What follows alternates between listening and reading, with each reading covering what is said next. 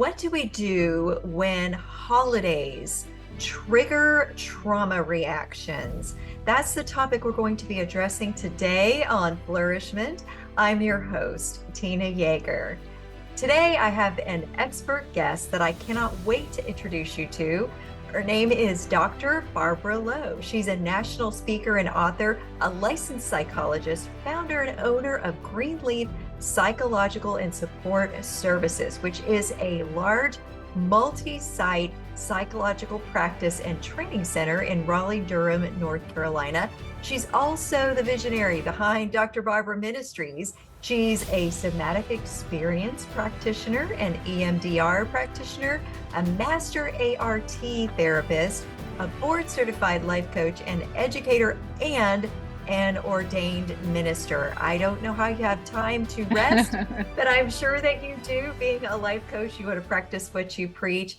In this second part of our conversation with the amazing psychological expert, Dr. Barbara Lowe, we're going to dive into more details about what to do when the holiday experiences trigger your trauma. Dr. Barbara, could you talk directly to that viewer, listener, person out there who is really anticipating a trauma trigger to happen during this holiday season? Can you give them some steps and some practical things to put in place? We talked about a few in the first half of our conversation, but can you get into some more practical details? Yeah.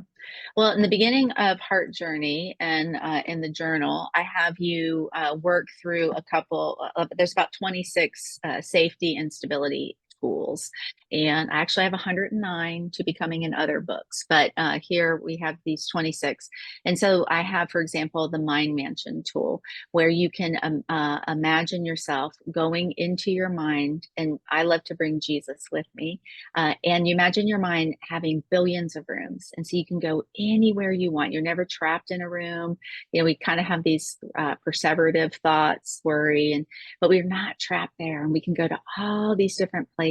Like we can go to France for 30 seconds, or we can go to the Bahamas, and we can bring Jesus there and use our holy imagination according to Philippians 4:8. So the Mind Mansion tools in the book, there's also the Safe Place tool that a lot of therapies use, and I integrate in Christian the encounter with Jesus in Safe Place.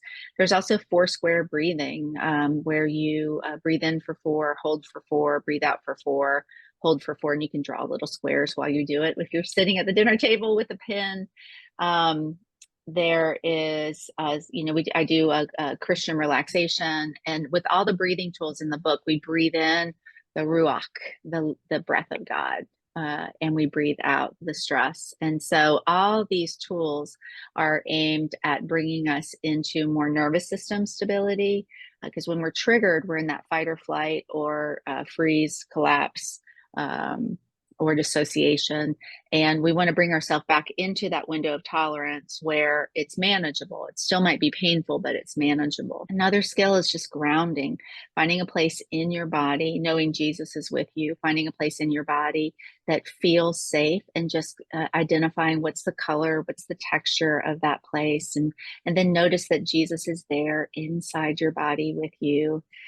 And then just sheerly from our indigenous Christian psychology, going into the Bible talks about when go into your inner room and pray, go into the bathroom and pray, and just I don't know about you, but I have the U Bible on my phone, and I'm just like, God, speak to me. I just need you, and just being with Him. We have all the disciplines that Richard Foster talks about and that are traditional in Christianity.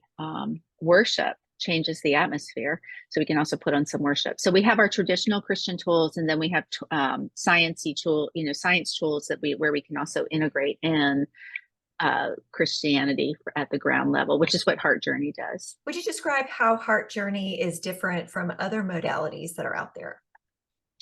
Well, if you were to look at all the people I thank for their science, and here you would know that this is very integrative approach. It incorporates a lot of science together. So it's not like acceptance and commitment therapy, or CBT, or DBT, or I'm trained in a lot of trauma modalities too. Like it's internal parts work. It has all of that in it. And most modalities don't take you through all the safety and stability skills, then the narrative skills, then the time reversing trauma and satisfying unmet needs and boundary skills, and then the integration skills of forgiveness and learning how to live a new way, and participating with God in your restoration, and then into identifying, surveying and identifying your life purpose. I have my tools for doing that, and then launching into your life purpose. So it literally starts out with safety and nervous system stability skills, takes you through the change process, and then rebuilds you and launches you into your life purpose. So it's so unique. And it's written so that it can be brought into groups of women. So I have group questions as well as individual questions, and so it can be facilitated. And the facilitator just doesn't need to feel like they need to counsel. All they need to do is let people share their experience, strength, and hope, and keep things focused on Jesus and keep things moving. And it develops so many safety and stability skills at the beginning that that by the time you get to the middle and you're going slowly through it, because with trauma work sometimes less is more, that it's doable. And we've done this in groups over COVID. We actually there were coaches that went through it in groups online, and so we've already kind of proven the concept. This is unique. And one of the things that I'm seeing in your list of quotes from this project is, where it is hysterical, it is also historical. Can you explain that? Yes, yes. I didn't create the saying, but it's super good. So I forget who said it first, but I'm going to give a story from my own life. When I was a brand new Christian, I was maybe 19 or 20. I was living with a roommate, and she had a fiance and a child. The fiance didn't live with us.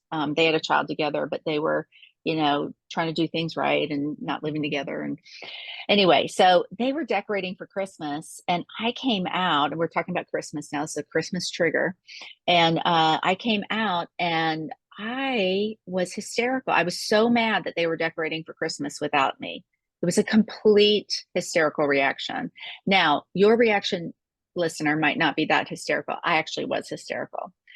Why did I overreact so much? Why? And so I went to a mentor's house, and I was crying, crying, crying. She's like, there's something else under this. There's something else under this. And finally came out how I used to feel so neglected and abandoned by my mother, who would do things with my stepfather and my brother and leave me out. And so I was triggered. It was hysterical because it was historical. It was a place that wasn't healed. Well, for most of us, it's not quite that dramatic. I was kind of stark raving saved and had come out of a lot of trauma. But for a lot of us, it's more like where your husband is upset and won't talk, and you can't stop pursuing and going after him, and you behave in ways where you're like, what is wrong with me, right? And so and then there is something going on where it's hysterical, it's historical.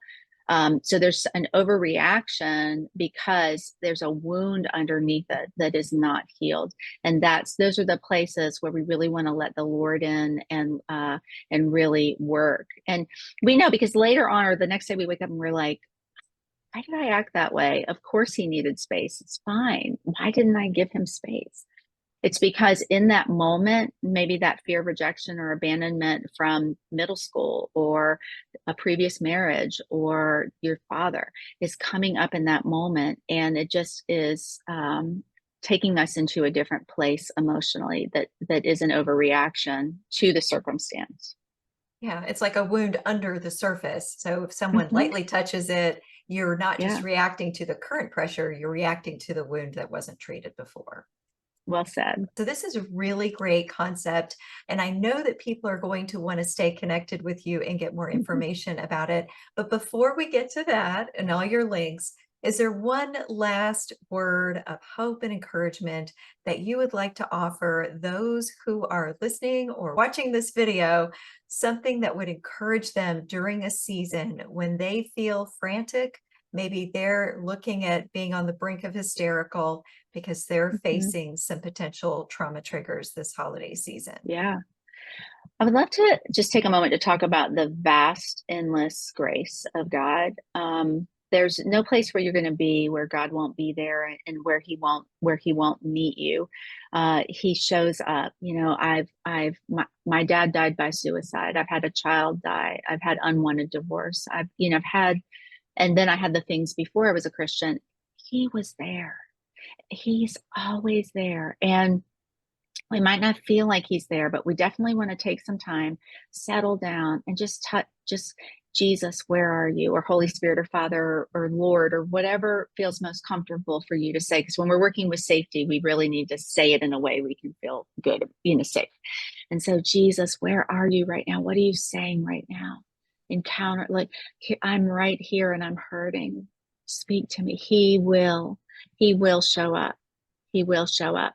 And so that, and then the other piece is kind of where we started. And you also need to take that strength you've gotten from him and show up for you too. As long as he's inside of you being like, sweet girl, I got you. It's okay. And you're like, and you're not doing the same thing to you. You're not going to be one and have that wholeness. So we need to also, sweet baby girl, it's okay. I won't leave you. I'm with you. God's with you. Me and God are an army taking care of you. And just talk to those child parts. And I know that someone is saying, I will not do that, but I want to challenge you to try it. It feels super good. Why does it feel good? Because we need it. We need it. It's because we're not validated. Often we're not validated enough growing up. And so we just haven't developed that, that kind of gestalt, the kind of sense of what God wanted to be imparted to us when we were little. And the enemy tries to mess with us too, even if we had good parents. I love the fact that you are bringing up the fact that God makes us as redeemed people made new, that there is hope for a rejuvenation of the soul, mind, body, and spirit, that we are not stuck in our patterns. There are some circles of Mhm. psychology that say, once you're this, you're always this, and they define Mhm. us by what has happened to us. But this is very much a healing approach. And I love how Yeah. comprehensive this is and integrative the science and the faith pieces are Mhm. in your work. So now tell us how people can get a copy of your book and stay connected with all of your resources and wonderful research. Yes. So I haven't had a lot going on with my ministry lately. I'm kind of relaunching it with the book. I've been focusing on my clinical work. So you can find Heart Journey and the accompanying journal and get them both, because the journal takes you through the work that you're going to need to do at Amazon and all the places books are sold. It's out on Audible as well. And if you want the book in Kindle, and if you want the book copy, there are QR codes in there where you can get some guided meditations with me and encounters with the Lord in my voice. And you can follow me at drbarbaraministries.org. And also for those who are interested in trauma intensives, you can email me through my website. And I would then kind of, if you want to, some people fly in or drive in and do 2 or 3 day trauma intensives with me. I love doing that. That kind of deep trauma work. That would be through my clinical practice, but I can do that as well. drbarbaraministries.org, and I have some freebies there if you want to scroll down and get some freebie short reads. I hope that all of you Mhm. listening will access Dr. Barbara's wealth of well-researched, amazing materials and services, and get in touch with her for yourself or for those that you love who may be suffering through some trauma triggers this season or in seasons to come, perhaps. And of course, I also hope that you hit subscribe and come back for the next Mhm. episode of Flourishment. Flourishment is part of the Spark Media Network and can be found on the Edify app.